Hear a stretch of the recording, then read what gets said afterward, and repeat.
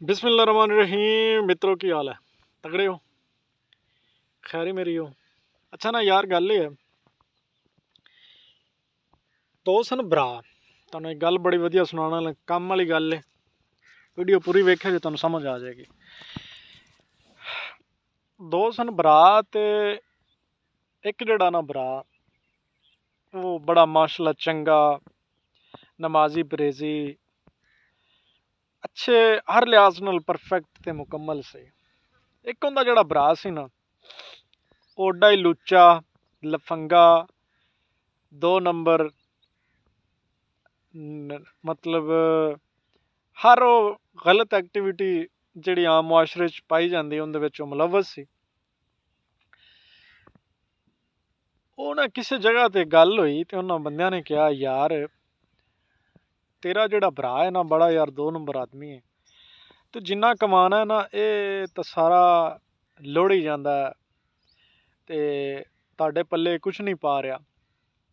इनू यार ना तू अपने तो साइड ते करें, इनू अकल आ जाएगी, इनू पता लग जाएगा मुआशरे दे विच की मामलात ने। ये बनी बनाई तो बह गया। इस तरीके बड़ा लोगों ने लैक्चर दिता।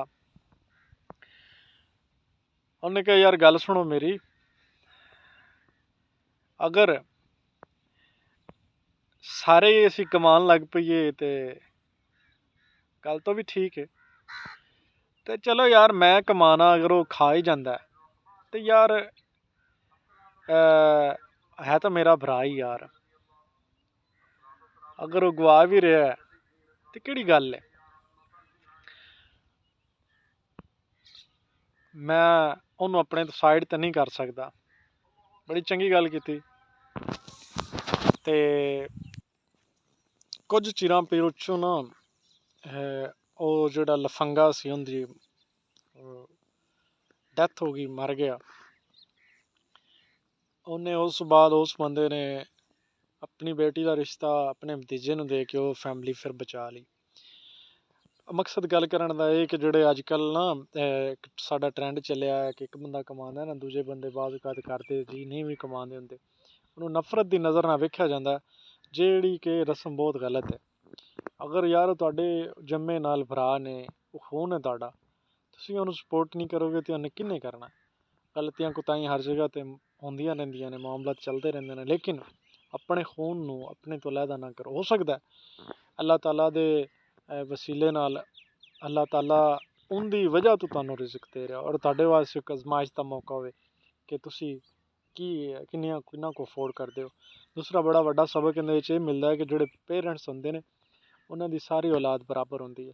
जदों माँ प्यो अपनी लफंडर औलाद नूं साइड ते नहीं करदा, ते जदों भरावां दी गल्ल आंदी ते भरा फिर अपनियां कमाइयां ते मान करन भी नहीं जी मैं कमा रहा ते एह् नहीं कमा रहा, लिहाजा असीं इहनूं नहीं खुआना, ये साडा भरा नहीं।